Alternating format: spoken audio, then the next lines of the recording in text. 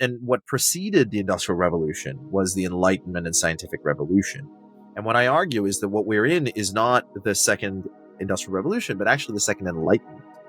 So remember, the Enlightenment was a swapping of ideas at an unprecedented scale through coffee shops and these networks of pamphlets being spread around. Today, it's happening on X. It's happening on LinkedIn. It's happening through podcasts. It's happening on Substack, right? We're living through a second Enlightenment where the old ways are being challenged and we're coming up with new. Cultural evolution is on steroids at the moment. And now that might lead to a second industrial revolution if we crack the next energy barrier. I'm Brandon Vaidyanathan, and this is Beauty at Work, the podcast that seeks to expand our understanding of beauty, what it is, how it works, and why it matters for the work we do. This season of the podcast is sponsored by Templeton Religion Trust and is focused on the beauty and burdens of innovation. What really drives human progress? Why is innovation not just a feature of modern society, but a law of life? And how do energy, cooperation, and culture shape the way we create new ideas? My guest today is Michael Muthukrishna, Joint Professor of Economic Psychology at the London School of Economics and soon-to-be Professor of Psychology at NYU. Michael is, among other things, co-founder of the Database of Religious History and research lead at the African School of Economics' Africa Urban Lab. Michael's research applies an evolutionary framework to understand human cooperation, cultural differences, and the social learning processes that drive innovation and change. His work has been featured in outlets including The Economist, Scientific American, The Wall Street Journal, BBC, and The Guardian. In our conversation, we talk about Michael's book, A Theory of Everyone, the new science of who we are, how we got here, and where we're going. We'll explore his framework of the 4 laws of life, his model of innovation, and how culture and cooperation fuel the creative breakthroughs that drive humanity forward. Let's get started. All right, Michael, thanks for joining us on the show. It's really great to have you here. Thanks for having me on the show, Brandon. You're nice welcome. Yeah. Good. Well, let's get started. As I usually do, I ask my guests to share a story about an encounter with beauty from their childhoods that lingers with them till today. And when I ask you that, what story, what image comes to your mind?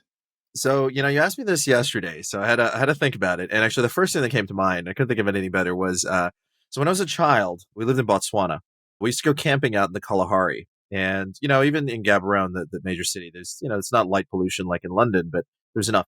But in the Kalahari, it's just unobstructed views of the Milky Way. And as a child, I realized later that most people never actually see the Milky Way as our ancestors did.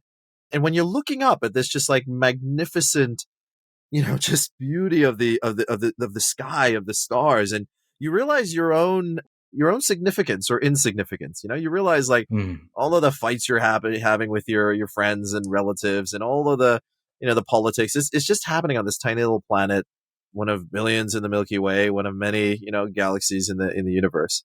And I sometimes I'm a psychologist now. I was a child at the time. I wonder how that affects how we think of ourselves and how we think of our problems. Just the fact that in the modern world, almost no one ever sees that Right. because of light pollution. Anyway, it's one of the beautiful memories from my childhood.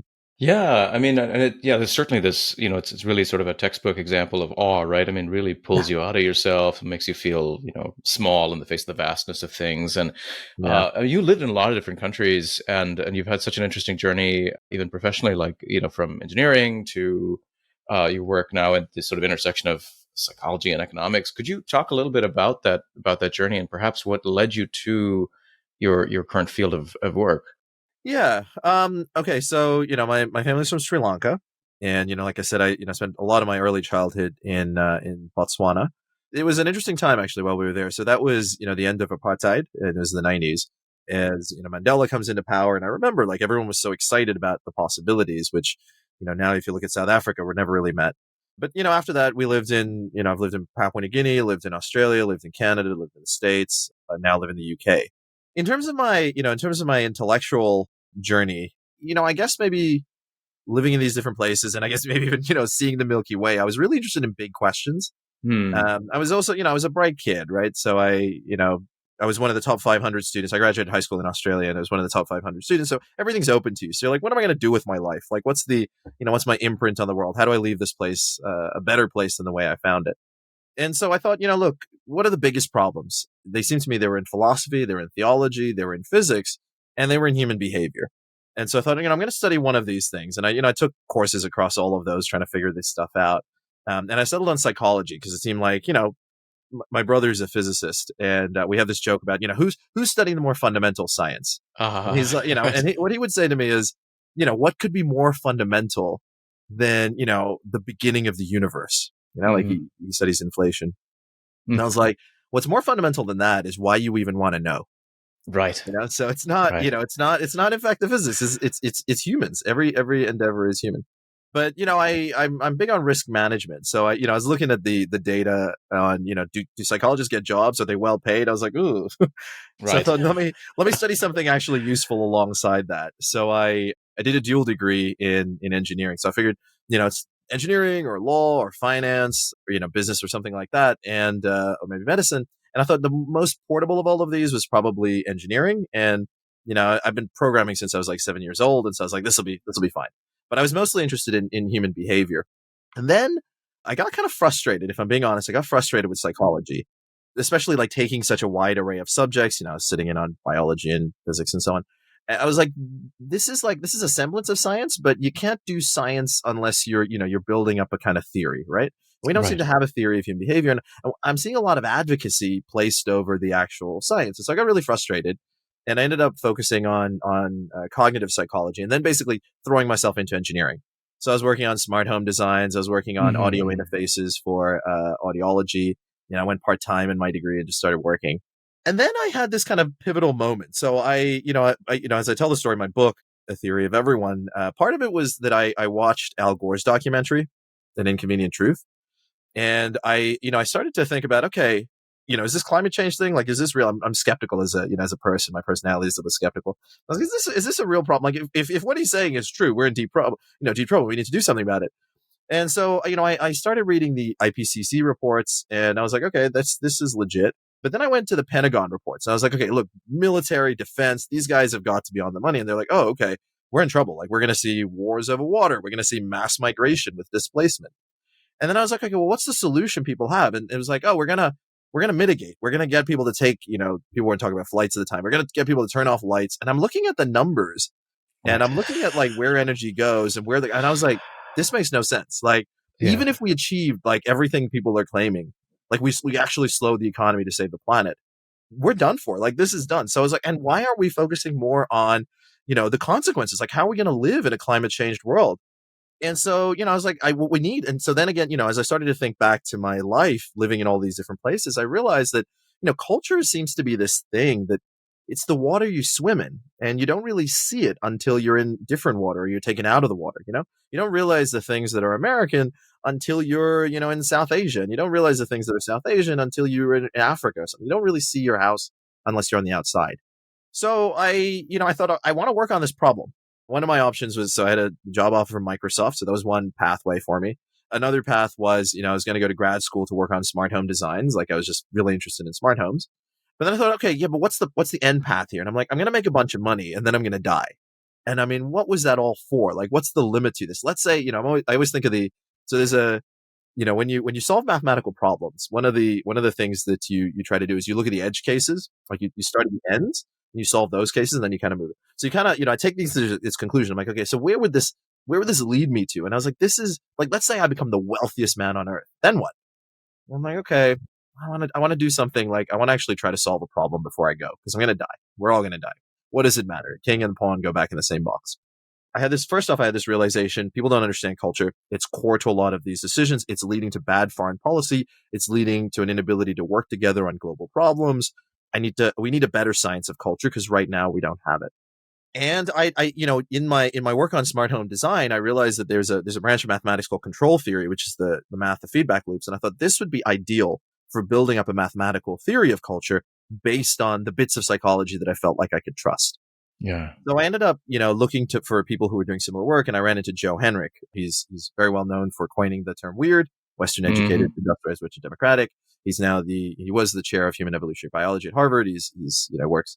I think he's the only person on the planet who has tenure in economics, psychology, anthropology, and biology. Wow. Yeah. So I asked Joe. I was like, "This is what I don't want to be an academic. I want to solve this problem, and then I want to go apply it in the world. And that's what I did. And, I accidentally became an academic, and I've Right. done okay at it, but it wasn't my intention. And it's still not what, what wakes me up in the morning. It's kind of applying this to solve problems in the world. Right, right, Long-winded, right. Brandon, Yeah. but thank you for indulging Yeah. me. No, no, no. Thanks for sharing that. And for our listeners and viewers who don't really know what the concept means, what is cultural evolution and how does it relate to, biological evolution? Yeah. So, cultural evolution, let me go back a little bit. So Darwin comes up with this theory of evolution. In the turn of the 20th century, people actually are not big on Darwin. They think he's wrong because Lord Kelvin of the Kelvin scale miscalculates the age of the Earth, and he's off by a couple of orders of magnitude. And the reason is we didn't know about radioactivity keeping the Earth warm, so he was doing it based on how the Earth would be cooling. And eventually Darwin comes back, but we have all these problems. We don't know how to solve it. It's not really a science. It's just an idea.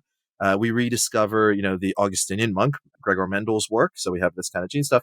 And but we've got people start to try to mathematicalize it. So Fisher, for example, tries to develop mathematical theory, and there's a tension between the what's being measured in the world and this idea of genes, for example. There's many different problems like that. This gets solved in the 1920s, 1930s, in what's called the modern synthesis. Now, people start building on this body of mathematical modeling in evolution, and then around the 1970s and 1980s, two population geneticists, so Mark Feldman and Luigi Cavalli-Sforza over at Stanford, and Rob Boyd and Pete Richardson. Rob was Joe Henrich's advisor over at UCLA.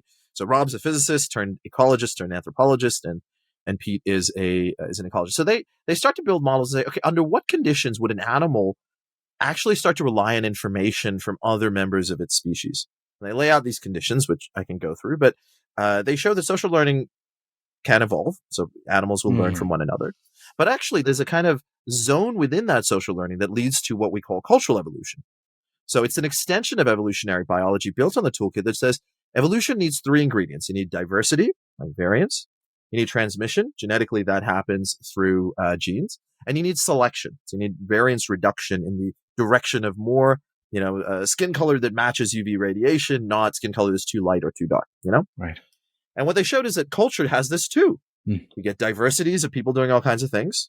We learn from one another. Like humans are smarter than we should be because we're building on every generation that came before, and we do it selectively, right? You don't have everybody on your podcast. You try to find people that might be interesting to other people. You are part of the cultural evolutionary system. And then, just like you can have design without a designer in genetic evolution, you can have design without innovators per se.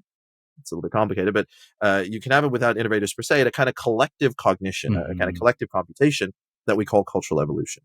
So that's cultural evolution in a nutshell. So it's a body of mathematical work that makes predictions about our psychology and the long run consequences at a societal level for how societies change over time and how they might change in the future. It's an ideal framework in my mind for solving problems. Yeah, yeah, yeah. No, fantastic. And I see you bring a kind of problem-solving approach from engineering, perhaps, to this question of culture, right? Well, I mean, you have this brilliant and very modestly titled book, A Theory of Everyone, which you center around four laws: energy, innovation, cooperation, and evolution. So let's talk about that. In what sense are these laws? And could you again walk us through each of them briefly, and then we'll double click on innovation in particular. I mean, so first off, I will, I like to joke, it is modest because it's a theory of everyone, not a theory of everything. Right. I could, I wouldn't be so bold. I wouldn't be so bold. Well, I felt like when I was reading it, I felt like I was playing a game of Civilization. Like it really felt like it was like, oh, this is like building all of sort of human trying culture. to rebuild it. Yeah. So I will just if we have the time, and feel free to edit this out, but the title actually comes from my brother. So I mentioned he's a physicist. So we were talking about the original title of the book was something boring like A Story of Us or something like that. Okay. And as we were talking about this, he's like, it sounds like, your body of work, like what you're working on and what you're trying to describe is that it's kind of like a theory of everything for psychology. I was like, yeah, like a theory of everyone. And I was like, oh, that's the title. Great. So these laws that I describe, when you write academic papers, it's very important that you're very precise and, robustness checks and analyses upon analyses and care about data provenance. It all matters. With this book, what I really wanted to do was to convey that to the public in a way that they could easily understand. And so by laws, what I really mean are common patterns that we see across the biological world, all the way up to psychology and the human sphere. But they're not like Newtonian laws. They're more like lenses that upon which you would view the world. The law of energy is basically that energy is the ultimate ceiling on biomass. It's the ultimate kind of, it provides a ceiling on everything that life does effectively. Energy is what, makes matter move and turns it into life. So if you think about, and this is something that's so in biology, these are called energy budgets. The number of organisms, the total biomass of their size, these are all capped based on energy, right? So if you think about the extinction of the dinosaurs, right? So an asteroid hits the Earth, blots out the sun. Suddenly, the solar energy the plants need drops, which means that the herbivores don't have as much food. So think of these energy flows, right? Herbivores don't have enough food. Then the carnivores don't have enough food. And so those large animals that roamed the earth, they couldn't survive anymore. The energy ceiling, in other words, dropped, right? Which created the Age era. Now, the same kind of thing. If you go all the way back to the beginning of life, initially, the only energy that life had access to was warmth from the sun and warmth from volcanic vents, basically. So that you can't really move at a significant pace. One of the major shifts was the evolution of photosynthesis. When photosynthesis evolved, it solved the problem. So the sun isn't always there, right? This is the same problem with solar. You have to be able to store it. What photosynthesis allowed for was the storage of solar in little sugar, basically, ATP type stuff. And then you can use it when you're not, when you don't, but you still have to move at plant pace.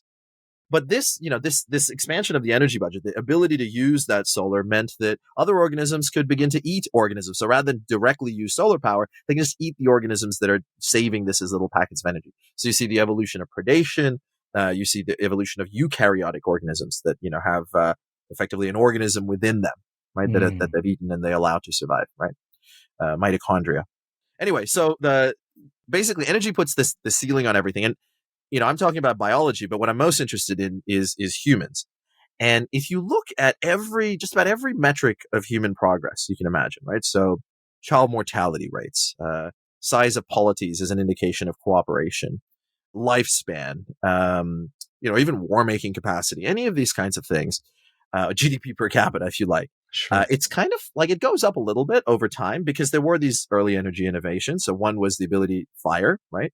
Fire lets you digest calories outside of your body to make them more bioavailable, thereby reducing the need to sit there like a gorilla chewing leaves all day or like a cow munching on it. You can just cook this high density food once you hunt it, right? And then you can grow your brain. We traded off the need for these long guts for a bigger brain, effectively. Okay, so fire happens. The next innovation is probably like agriculture.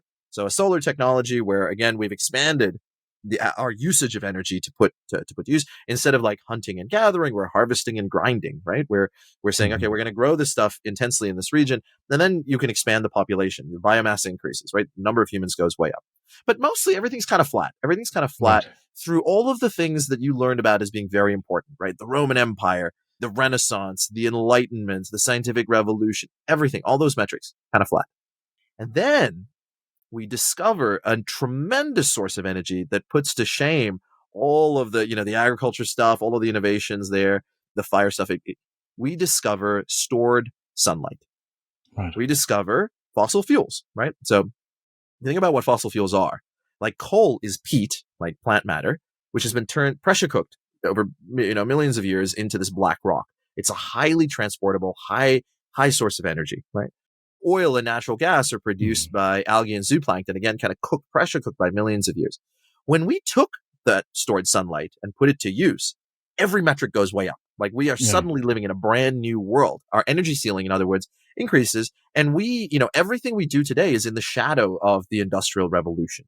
Right. And in fact, even we eat our fossil fuels. So 4 billion people are alive, at least 4 billion people are alive today because of the Haber-Bosch process, which, allowed us, which was the second agricultural revolution, if you like, the green revolution, where we were able to take nitrogen from the air, use the natural gas and produce ammonia, which we then use on our plants, which allows us to grow vastly more plant matter, which again increases our biomass, right? So that's the law of energy. The law of innovation is kind of, so if you call energy the ceiling on all that life can achieve, innovation is kind of the floor, right? So it's like it's digging deeper. It expands the space of the possible by creating new ways to do more with less. through innovations, we can use that energy, put it to work, outcompete other members of the species, outcompete predators, and seek out prey far better. Now, Right. these innovations, so if we go back to photosynthesis, again, why am I calling them laws? Because they apply at every scale. They apply Yeah. from cells to societies, bacteria to businesses. Going all the way back, photosynthesis started to use oxygen in the process. And this was a tremendous innovation that led to what was called the Great Oxygenation Event. So, as a byproduct of, sorry, I was using, as a byproduct of using carbon dioxide, you were suddenly producing all of this oxygen in the air, which most organisms couldn't deal with, and they collapsed. They all went extinct. This was an innovation, but it was like something like 9 times more efficient, if I recall. Other efficiencies, right? So, a lot of what happened after the Industrial Revolution wasn't necessarily like we had what was called, we had a higher energy return on investment on a lot of these things. So Mhm. the amount of energy it takes to get some amount of energy back. Agriculture it has a higher energy return on Yeah. investment than does hunting and gathering, because you don't have to go out. You don't have to expend as much energy to get that back. But a lot Mhm. of what we've done is through engineering and economics, we've just used that energy better, right? We have more efficient cars. We have more efficient heating, more efficient lighting. We went Mhm. from Yeah. incandescent light bulbs, which was like, what's it, 2% efficient or something, all the way to LEDs, which approach 100% efficiency, right? So you can do more with less through these innovations, and they expand the space of possibilities. And within that space of possibilities, we're competing for all of the resources, all of the stuff that we're making. Like we're putting, Mhm. and one of the ways that we compete is through cooperation. Whenever people think about evolution, they think about competition, right? Survival of the fittest. In fact, it wasn't Darwin who suggested survival. He didn't come up with that term. It was the Mhm. other guy, Spencer. But Mhm. the idea of survival of the Yeah. fittest. But in reality, I love this because one of the big criticisms of Darwin made when evolution by natural selection came out was that he was so focused on competition because it was such a male view of the world, such a Victorian male view, and it was like people like Clemence Royer, Antoinette Brown Blackwell. They were like, you're a guy. That's why you're so obsessed with competition. That's We right. work together. We work together. And they were totally right. And Yeah. because it was such a male dominated field, we didn't really discover until the 1960s the importance of cooperation. But there are various ways that we work together, and we do that. So cooperation and competition are two sides of the same coin. We Right. cooperate to compete with one another. So you think of yourself as a person, as an organism. You're an ecosystem. You are the Amazon rainforest, made up of differentiated cells and a microbiome that exceeds the number and all of this stuff. And you do that because that organism can outcompete other organisms better than it can, better than say a bacterial version of you can. So bacteria is always there, but you can enhance, you can grow. So competition leads to this increase in cooperation up to the limit of the energy ceiling and the efficiency. Mhm. So that's what limits the Yeah. level of cooperation. Because if you think about it, right, in equilibrium, like, how do I say this? Like, for it to be sustainable, a level of cooperation, your return in working in this larger group, be it a larger organism or a larger company or a larger country, your individual level return at every scale, from each cell all the way up to the individuals and onward, or in subunits, it needs to be higher than what you would get if you cooperated at a lower scale, let's say a smaller company, a smaller country, and what you would get if you cooperated at a higher scale in a larger company, a larger country. But that is limited by how much goods and services are there to go around, how much resources, and that is limited by our energy control. So cooperate. So there's various mechanisms that allow for cooperation. A lot of my work has been on how did humans begin to cooperate at the scale of millions, if not billions. There's various mechanisms for inclusive fitness, genes that can identify and favor copies themselves, to reciprocal altruism, you scratch my back, I scratch yours, and reputation, even religion as a way of cooperating with one another, all the way through to institutions and large units like the United States of its 50 countries, or the European Union with its many countries. Yeah. And it seems there's an interesting tension between cooperation and competition, and as you're outlining your work as well, right? I mean, we don't completely outdo the need for that kind of competition, and it No, always. seems, Competition yeah, yeah, competition drives it, and also competition yeah, keeps it in place. right. So in actual fact, competition is part of what sustains cooperation. Hmm. So, Hmm. if you think about it, people often say like humans would all get together if aliens came. They're kind of Right. right, right? Like, Yeah, yeah, yeah. like, Independence Day. yeah, Independence Day. Or there's an argument that, one of the reasons that African countries are able to sustain these kind of autocracies is because of foreign aid. And because foreign national companies, multinational companies like Shell and BP and so on, are accessing their resources by larger level of cooperation, cooperating with a local group of elites who thereby control the resources and outcompete the rest of the population. If you let African countries just compete with one another again, when you're in competition with one another, you need the best person at the helm, right? If you're at war, you want the best person to be the general, right? I want Churchill in charge. But when you're no longer at war, maybe your brother-in-law can be in charge. What does it matter? Right, right, right, right, You know what I right. mean? Yeah. So actually, competition and cooperation, it's not only two sides of the same coin, they sustain one another. Mm. If you lower that competition, then you actually drop the level of cooperation. And then the final law is basically the law of evolution, which is to say that we don't design these units. Evolution doesn't design, even we don't really design. Like we talk about the design of, let's say, the US Constitution, the Magna Carta. What we don't talk about is all the failed attempts, right? The Yeah. dead ends, like all of the Magna Carta attempts to constrain the king that came before. We talk about the US Constitution because it actually worked. We don't talk so much Mm. about the Brazilian Constitution, right? Right, right, right. So, what we're seeing is the endpoints of an evolutionary process, a cultural evolutionary process. So evolution, this variation, transmission, selection, and a lot of nuance around that, Mm. that is the means by which we innovate new efficiencies. That is the means by which we find new ways to cooperate with one another. It is the means by which we even unlock this kind of energy within this, what I call the space of the possible. So those are the four laws. Mm-hmm. Yeah, I want to. That's fantastic, and I think, I mean, like I said, it really felt like such a helpful, comprehensive picture of the human story, and so I'm really interested in innovation, and that's sort of the theme of this season of the podcast, and so I'd love if you could say a little bit more about how you're defining this term and how it's fundamentally related to energy, because I think your understanding of innovation is fundamentally dependent on your concept of energy.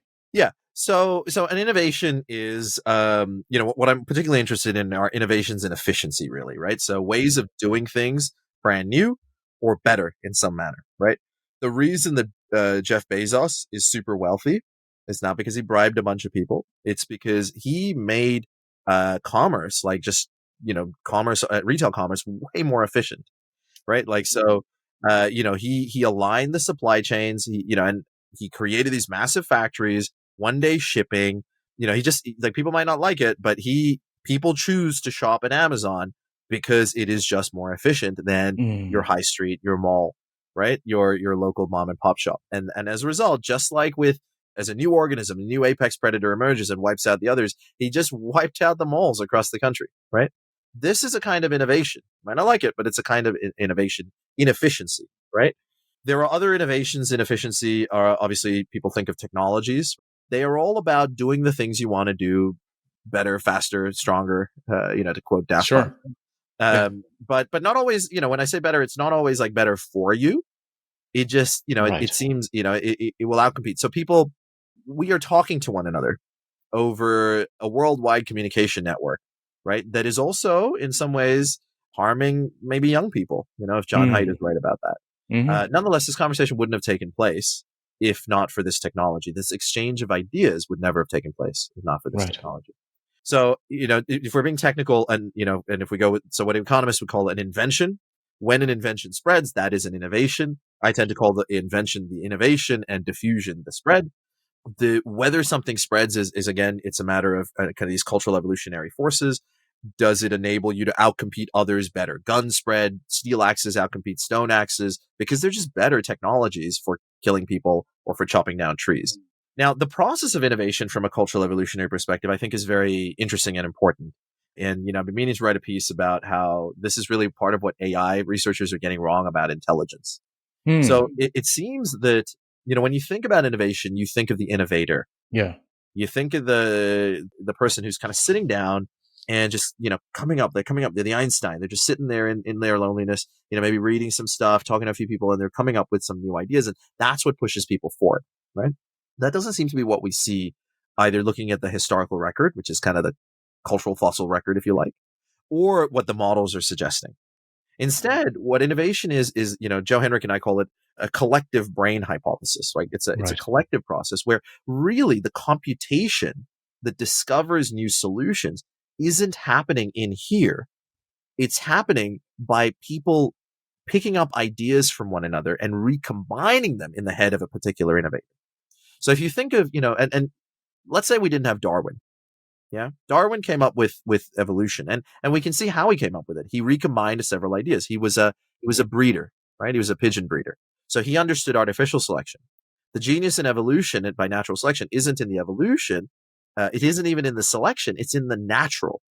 How did he know that nature could select? Because he had read Thomas Malthus. He knew that the pace at which plant matter grows is polynomial, and the place at which animals grow, because it's limited by land, and the pace at which animals grow is exponential, like 2, 4, 6, 2, 4, 8, 16, 32, and so on. And those two lines will meet. And at that point, the plant matter will be less than what is required for the amount of animals around, and onward to carnivores. And that means they're going to compete with one another.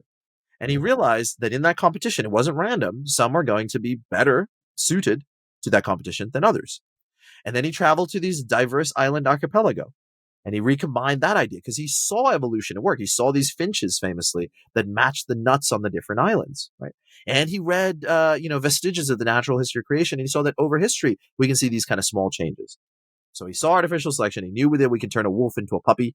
He knew that we could turn pigeons into all these magnificent creatures. He recombined it and came up with evolution. Now, here's the thing. If we didn't have Darwin, if Darwin, like a time traveler goes in, shoots Darwin when he's a kid, we would still have evolution because of Alfred Wallace. Alfred Wallace had the same experience, also a breeder, also traveled to these island archipelagos. He had the same experience. He came up with the same time, and he is the reason that Darwin published, because Alfred was like, hey, I've got this idea. I think this is how it works. And Darwin was like, oh crap, I came up with the idea, 5 years Right, earlier. right, I right, need right, to right. get Yeah. it out there. There's an interesting tendency, I think, with a lot of these innovations too, that they seem to sort of emerge simultaneously, right? And I was going to Exactly. look at Matt Ridley's book on innovation, sort of maps out a range of different things where different people, different parts of the world have the same idea around the same time. How does that happen, right? Like why is it? And of course, it's not everybody, right? So sometimes when I say, like innovations aren't by the innovator, they're like, oh yeah, but not everyone is Newton. You're right, not everyone is Newton, but you know what? Leibniz also came up with calculus. So not everybody comes up with calculus, but Newton and Leibniz, because they're reading the same material, they're exposed to the same ideas, they're recombining in the same way. Thousands of years, no calculus. Suddenly, boom, two guys, calculus. What's going on, right? And I think if you really look, if you're an entrepreneur or you're an academic, or you stop and think for a second, we are somehow convinced of our own genius, but also terribly afraid of being scooped.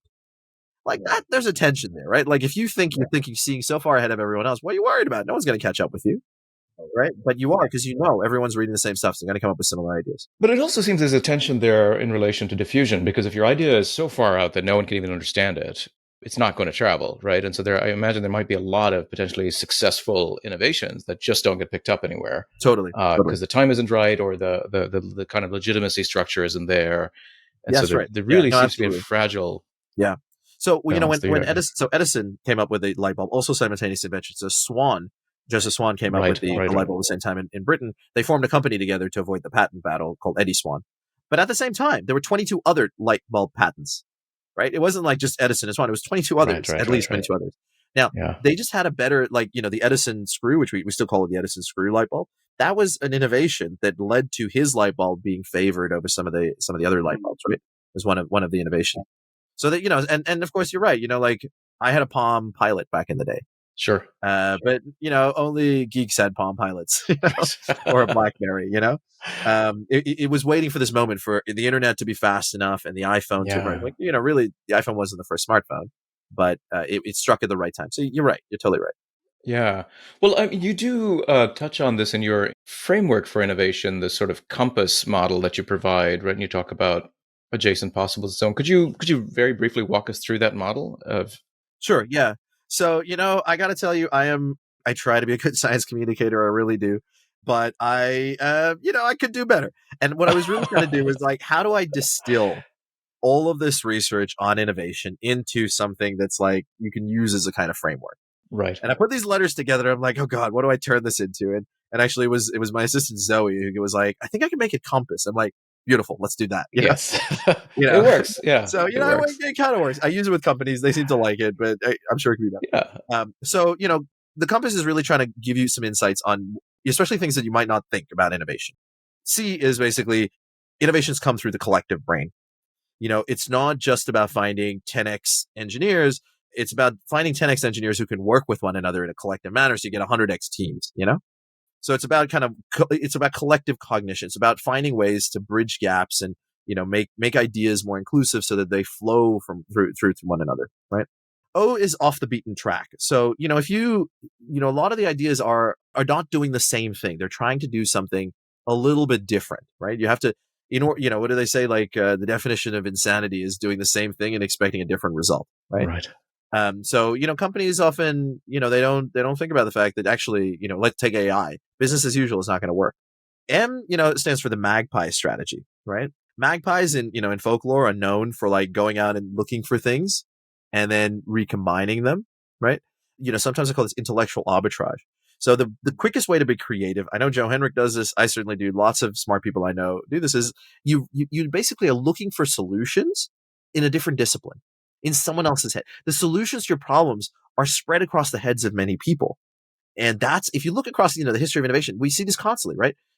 Vulcanized rubber, right? Charles Goodyear. How does he know that vulcanized rubber? He burns a bit of rubber, notices it changes in its composition. It's now hard.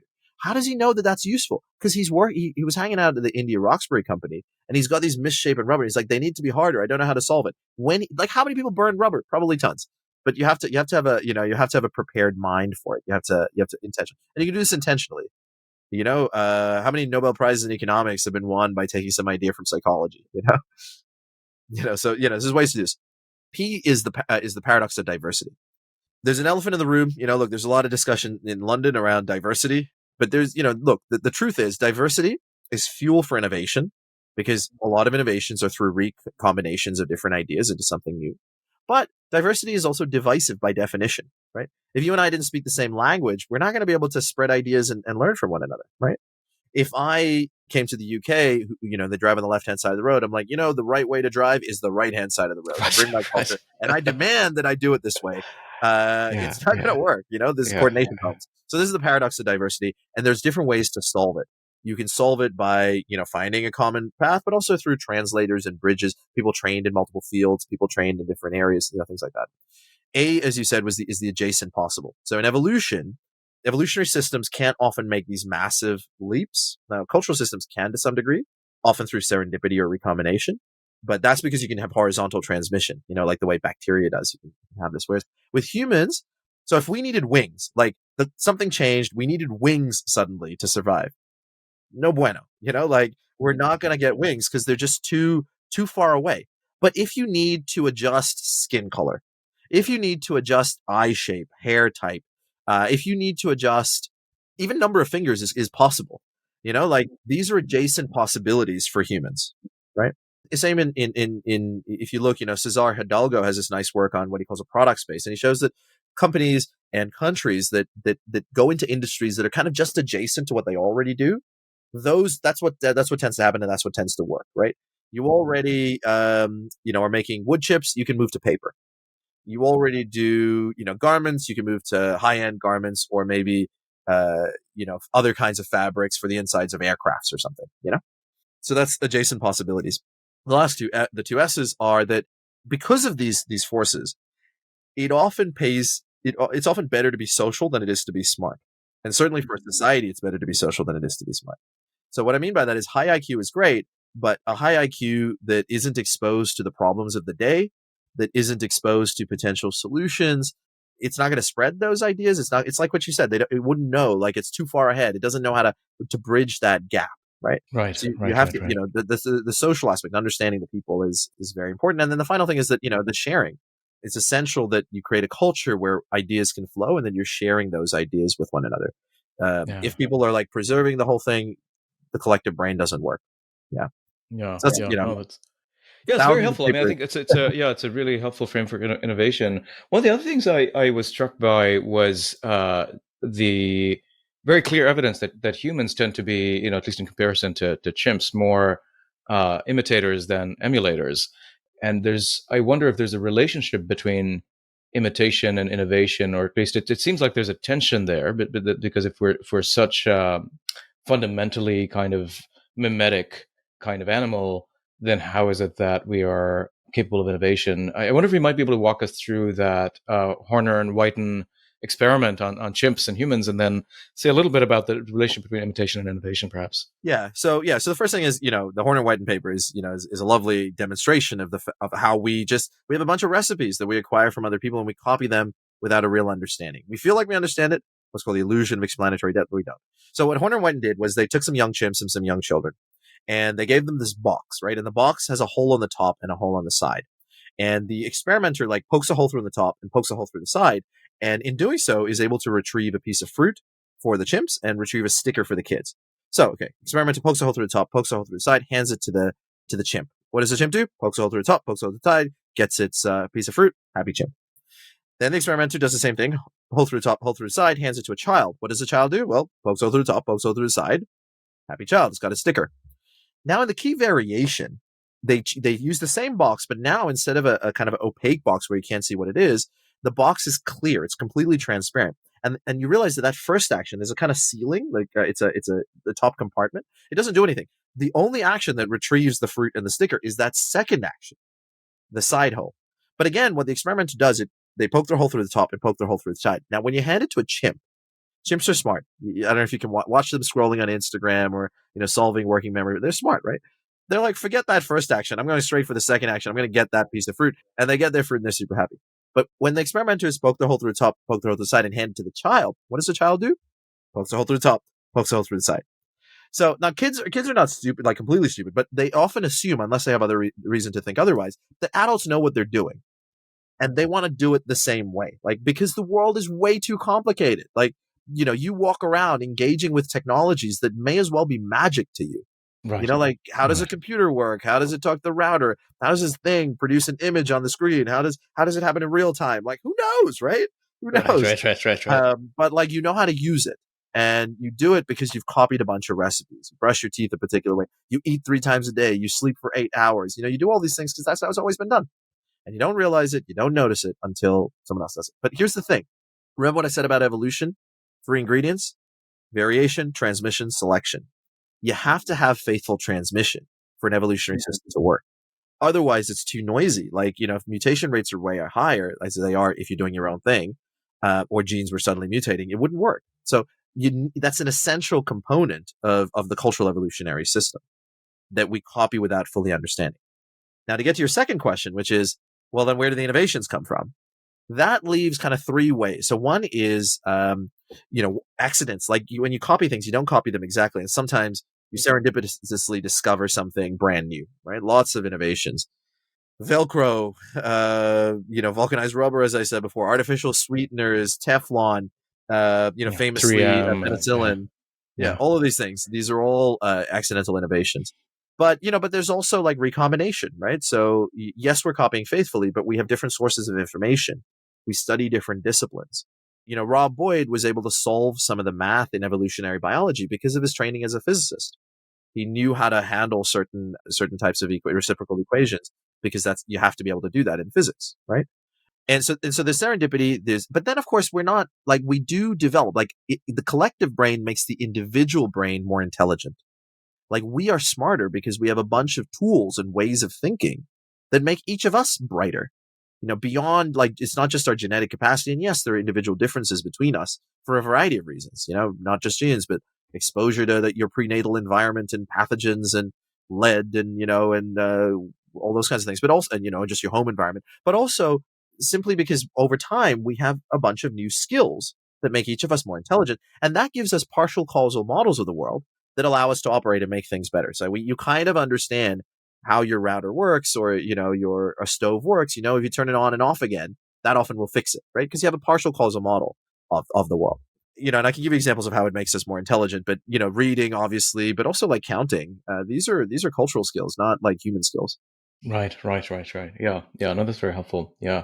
No, that's great. There's a lot to say, I suppose, about the beauty of innovation. Let's talk about the dark side, of the burdens of innovation, and maybe a good test case might be AI, which I think you talk about as a kind of second industrial revolution. The possibilities of progress are immense, and yet there are also immense challenges in terms of inequality, the energy use, and the resource intensive, how resource intensive these are. Could you talk about your sense of both the promise and pitfalls of AI, at least as you're seeing it, and sort of prospects for the future there. Yeah, of course. So, I mean, so the first thing to say is that, so actually, people talk about the fourth, one, two, three, fourth industrial revolution. From my perspective, there was really one industrial revolution. Yes, there were other advances, but it was really the first, and the others are kind of shadows of it. And what preceded the industrial revolution was the Enlightenment and scientific revolution. And what I argue is that what we're in is not the second industrial revolution, but actually the second Enlightenment. So remember, the Enlightenment was a swapping of ideas at an unprecedented scale through coffee shops and these networks of pamphlets being spread around. Today, it's happening on X. It's happening on LinkedIn. It's happening through podcasts. It's happening on Substack, right? We're living through a second enlightenment where the old ways are being challenged and we're coming up with new cultural evolution is on steroids at the moment. And now that might lead to a second industrial revolution if we crack the next energy barrier, right? Like especially so if we invest more in nuclear, that'll be part of it. If we crack fusion, we're going to the stars, baby. You know? Right.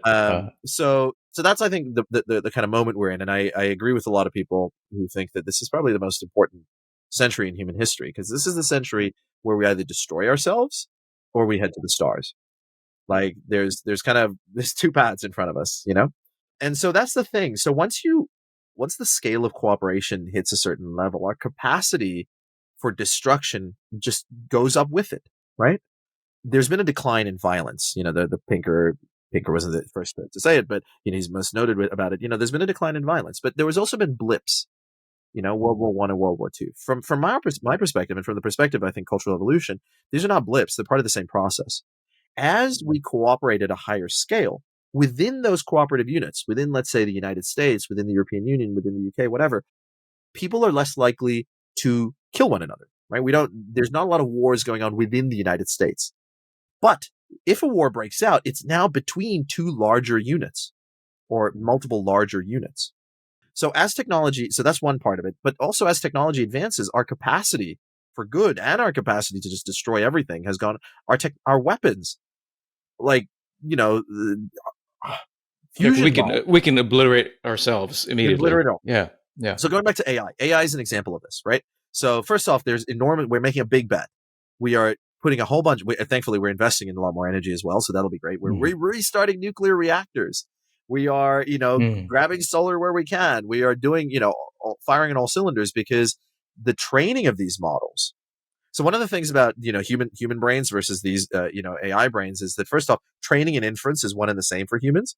And although the neurons in our head, which are still about 100 to 1,000 times as large as even the most advanced GPT model, they are quite energy efficient. So, it's about 20 watts that you use in your, 12 to 20 watts that you're using. And then, as we have this conversation, AI uses megawatts, perhaps gigawatts in training. Now, actually, in inference, it's about the same level as, it's about 10 watts or so. When you start talking to the GPT, it's not actually a hugely inefficient process, but the training is. And so we need these vast amounts of energy, vast amounts of compute. We taught sand to think. How amazing, we need the silicon, we need the chips and so on, but it requires a lot. That's a big bet, and it has environmental consequences. Now, the bet is that it leads to an age of abundance. It gives us more energy, more technology, more ability to repair the damage that we are doing. But it's a bet humanity is making. Overall, I'm hopeful. I think it's a good bet.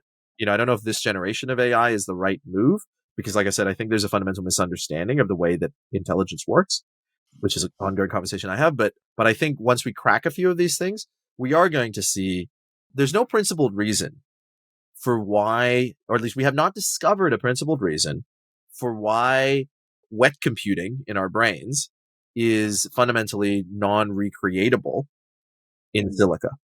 However, what we currently have, the models that we currently have, are very different. So, we have differentiated neurons that do different things. We have, what we have looks more like a rainforest ecosystem. And, the kind of intelligence that AI have is like grid rows of crops. Very, very limited ecosystem. That now there might be things going on there that mean that AI architecture needs to change. Remember the transformer architecture in the very famous, attention is all you need paper. That's very recent, right? So that was like, yeah. And I don't know if we've even begun to scratch the surface of how much our whatever intelligence is related to embodiment, to everything like microbiome, and then of course the big question of consciousness, which we still have no idea what it is, right? And so I think we have a long way to go sorting this out. But it's very clear that there are challenges, not sort of. I mean, there's of course big threats to wiping out humanity, but also we're seeing in terms of some of the fundamental issues around human dignity, around the kinds of. I mean, this is a similar problem to the beginnings of the Industrial Revolution around exploitation and really this kind of the benefits not accruing sort of uniformly, right? And so I think there is a sense in which innovations create winners and losers, and I wonder if you might comment on just the extent to which that sense of fragility of humanity could be maybe exacerbated or amplified in ways that could be really destructive, because I think that's a critical issue to sort through. I mean, actually, right in front of me is a report that I'm producing for the UNDP on this exact topic, on between and within inequality of AI, specifically in Asia Pacific. But so you're absolutely right, and it is also what happened right during the Industrial Revolution. We put the shoemakers and tailors out of work, and they were real upset about it. Some of them tried to burn the factories down. There will be new opportunities, right? You got to remember, like 6 out of 10 jobs, it's been estimated that 6 out of 10 jobs we do today did not exist before 1940. Computer used to be a job. If you watch the movie Hidden Figures, they were computers. And then came along the electronic computer, and now the only computer we ever talk about is the electronic computer. We dropped the electronic because it's the only computer, right? So there's going to be this reshuffling. Now, the concern is that reshuffling is not random. It's not just opportunity. It is going to be, if you think what it may lead to is another great divergence. So when industrialization took place, it gave Europe an unprecedented capacity for growth and expansion, which, fueled colonialization. Like when I talked about every metric going up, it first happened in Europe, right? Like, so all of those metrics ran away in Europe on the back of industrialization. Prior to that, you wouldn't have necessarily guessed that it was going to be Europe. China had a good shot at it. Those metrics, and so the world is still going through like kind of a great convergence, right? In part due to the shipping container, as I describe in my book. Suddenly, China and South Korea could take advantage of their cheaper manufacturing and ship it to the United States with all kinds of economic and geopolitical consequences. Now, AI potentially, if it really is as revolutionary and as as kind of industry altering as some expect it to be, there are going to be massive winners and losers. At the extreme, people like those models are concentrated in the hands of a few, not just a few countries, but in fact a few companies. Exactly. Right? Yeah. So United States, China are the two biggest players. There's not a lot of other foundation models out there. Other countries are consumers.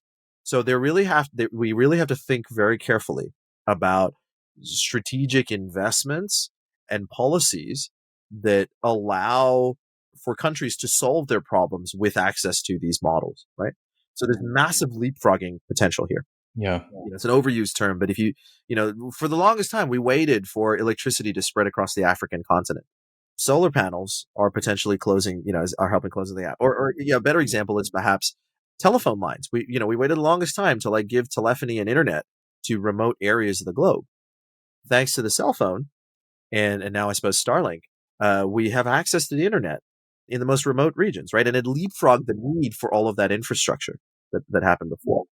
So today there are teacher shortages, in a lot of places I work in, where, it'd be great if we could just train more teachers and invest more, but maybe teachers supported by everyone having their own AI tutor is a way to enhance education across the globe. Traffic and corruption are a serious problem in various parts of Southeast Asia and South Asia for that matter. AI might be able to help with the traffic management and also help, track corruption, right? But only if we deploy it like that. It's not going to happen. We have to, and this is what this report actually for UNDP is all about. It's like, let's talk to APEC. Let's talk about this. And one of the mistakes we make is just looking at the past. Like the past is only a guide when it comes to a new technology, right? Like this isn't the same as the Industrial Revolution. It's not the same as electricity. It's not the same as computers or the internet. In fact, it has new capacities because it is a thinking agent that ranges from augmenting human capacities to completely automating and replacing them. Right. And that means that there are going to be people who are left behind. And we have to think very carefully at a systems level about how we approach that problem without distorting incentives to a dangerous degree. And I need another podcast to do that with you. Right, right, right, right. Yeah, yeah, yeah. To solve all of the world's problems. I mean, perhaps one more big question then is, I mean, you talk a lot about sort of the cultural software in your book that's driving us, and I wonder if you see any innovations in one might call sort of the fundamental sort of orientation of these softwares. What I mean by that is something like our propensity to really value each other as human beings, or one might call sort of a spiritual intelligence or something along those lines. You have this other project on the sort of database of religions. I mean, do you see innovation happening there at the level of human, not consciousness in the sense of in a simple sense, but in the kind of one might call moral sensibilities? Is there moral progress or moral innovation or spiritual innovation, perhaps?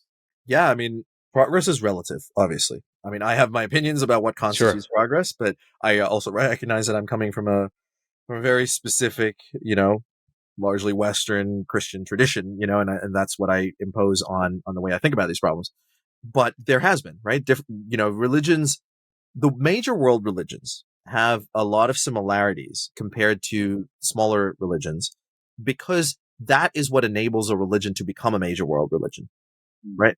Like, have large families, be there for at least co-religionists, look after one another, do unto others as you would have them do unto you. These things emerge because if you think about it, right?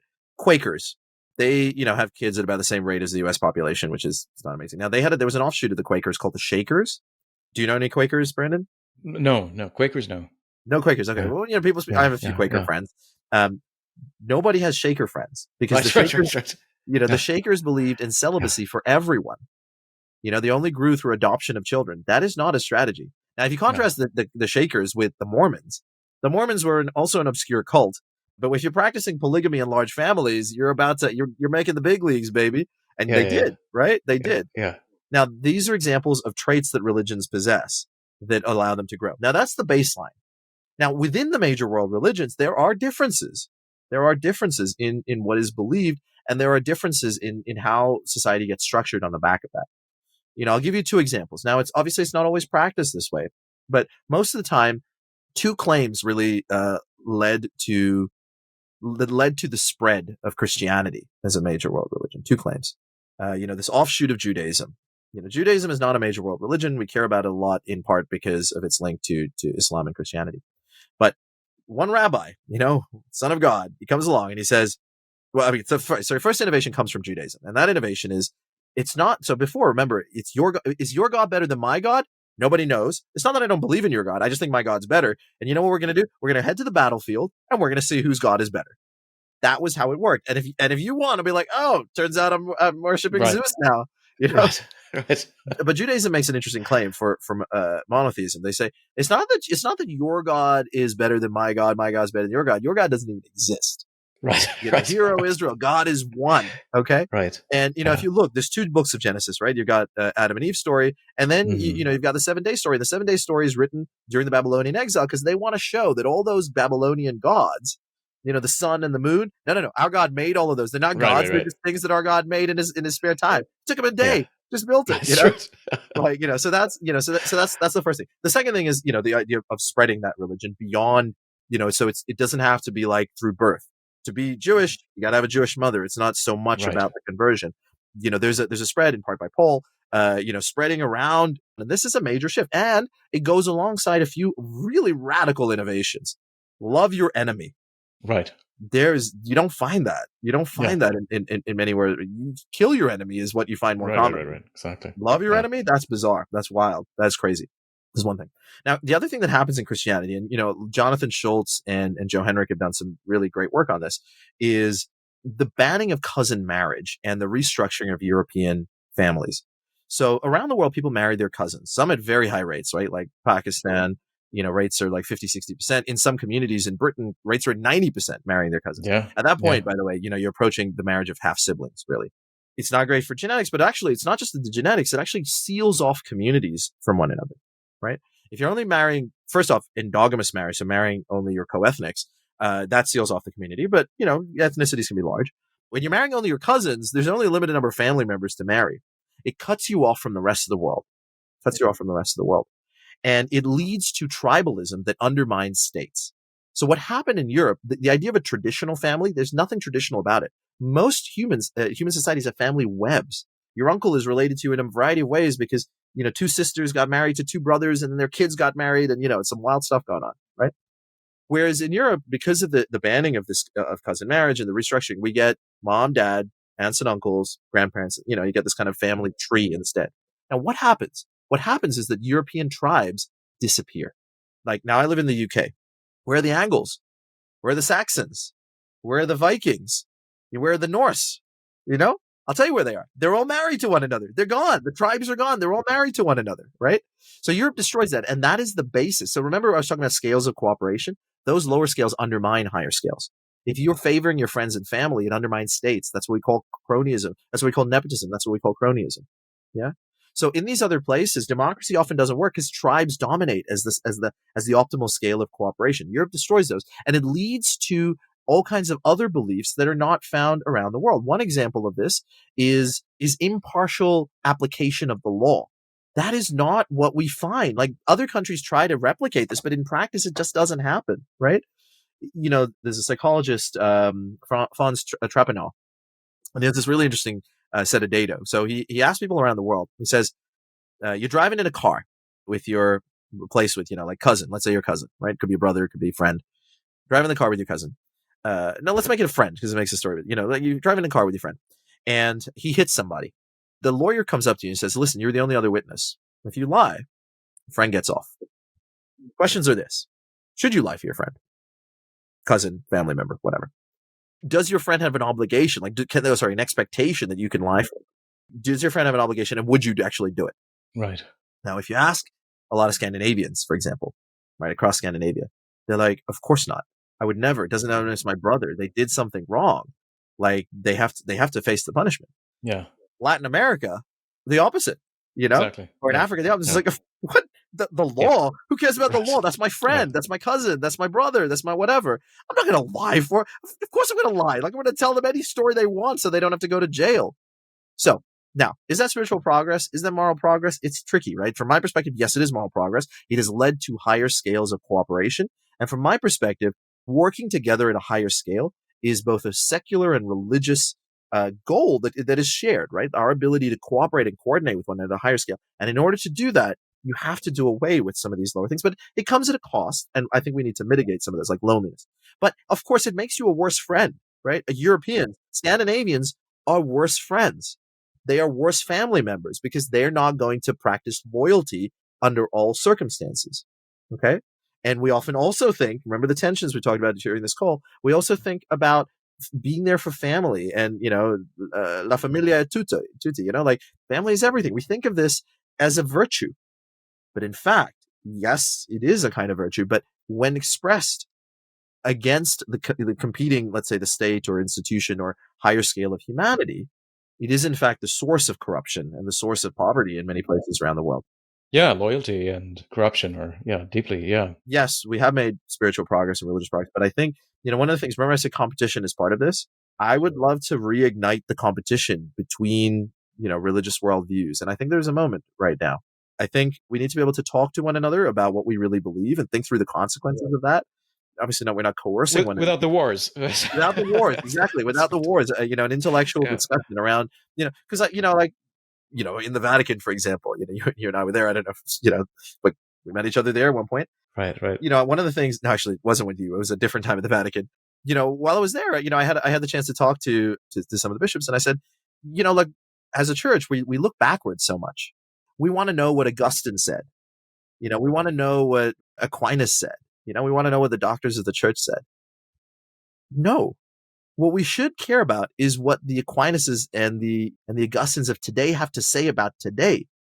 They were not God. Like, they were just smart men and women of their age, like trying to make the best of what happens in the world. Like, if you want to be relevant, we need to think, okay, what would Augustine or someone like Augustine say about today? How would they project forward? And it requires a kind of confidence in, that this is the truth, the revealed truth of the world in order to be able to say, actually, because otherwise, based on what Augustine said, we're arguing over history, based on what Augustine said, blah, blah, blah. Augustine was talking about, how do I reconcile the fact that God has foreknowledge of the future with the fact that I have free will? And he didn't have anything at his disposal. He didn't have Einsteinian space-time understanding, right? He says God must be outside the timeline such that his memory of the future is no different to our memory of the past. Just because I have a memory of the past doesn't mean that I didn't have a choice there. Just as God's memory of the future doesn't mean I have a choice. I don't have a choice there. But he doesn't know that actually space-time is a thing, right? He doesn't know any of this stuff. Like what given? So we have to. I don't know if this is the direction you want to go in, but what did St. John Paul say? He said, faith and reason are the two wings with which we fly. We seriously need to bring those back together. And, science and faith once more are kind of reunited. And I want to say that across world religions, because if we cannot criticize other religions, if we cannot criticize these things, we make no progress. Going back to the collective brain, innovations in any domain only happen in the free flow of ideas. Yeah, and it seems then it's really incumbent on us to figure out how to create a kind of more positive sum right approach to all of these things, rather than the kind of scarcity mentality that we're caught up in, which are reinforcing our sense of tribalism. Michael, we've gone past time, but I want to maybe ask you if you could point us to anything you're working on that you're really excited about, where our viewers and listeners could learn about your work. Anything else you want to share with us as we close? Yeah, of course. So a couple of things, one is, although I've got the LSE banner in me, I will continue to be a professor at the LSE, but I'm moving to New York, moving to NYU. So I'm going to be a joint professor across that. And I'm doing that for a variety of reasons, but in part, I am setting up a Center for Human Progress. So it'll be a transatlantic Center for Human Progress, one in New York, one in London. We are partnered with the Global Solutions Initiative as a pathway to policy in Europe. And hopefully partnered with UNDP as a pathway to policy in the United States and the world, I suppose. Fantastic. And in part, it's because, like I said at the beginning of this call, I never meant to be an academic. And sometimes it feels like, as an academic, we're in the comments section. There's stuff happening in the world and we write stuff about it. Right. I don't want to be in the comments section. And I also think that, it's incumbent on us, like decisions are being made whether we like it or not. And if we feel like there's a better way to make decisions that are better for more people and less tribal, let's say, then I think we should do that. And so part of, the Center for Human Progress, again, we're not writing a bunch of stuff. We're just going out there. We're building things. I'm still an engineer. We're building things out there in the world. One of our projects is that we have a new city that we're developing in Zanzibar, Fumba City. And the reason is we don't have a good model of development. We just don't, right? And, at the end of USAID and all of these, we do need a new model of development. And why do we need a new model? A few reasons. One, Africa is one of the few places still producing human beings. Two, we talk a lot about immigration, right? And the challenges that mass immigration bring, illegal immigration across the southern border in the United States, across the Mediterranean in Europe. These are issues, but they're two-sided issues. They're supply and demand, right? And they're two-sided because people are coming in part for the social welfare systems and the economic opportunities, but they're coming because their countries of origin suck. Right? They don't have the opportunity. One of the things that keeps me up at night is that there is a major gap between talent and opportunity in the world, right? There are people of immense capability who are unable to express that capability for the betterment of humanity simply because of the happenstance of their birth, be that in a lower class of society, be that in a country that has limited options. Passport privilege is a major thing on this planet. So we need a model of development, and I think startup cities, commerce, like creating Hong Kong, creating Singapore, creating Guangzhou, Shenzhen in East Africa, and then using it as a model that might spread around. That's one of the things that's most exciting. But more broadly, we have the Center for Human Progress. We're trying to solve these problems. If you're interested, if you're value aligned, get in touch. We're at the ground floor of a lot of this stuff. Fantastic. Well, we'll put links to everything in the show notes, and hopefully people can follow up with you. But Michael, it's been such a delight to have you on the show. Thanks again for taking the time. Pleasure, Brandon. Great conversation. Thank you. All right, folks, that's a wrap for this episode. If you enjoyed the episode, please share it with someone who would find it of interest. Also, please subscribe and leave us a review if you haven't already. Thanks, and see you next time.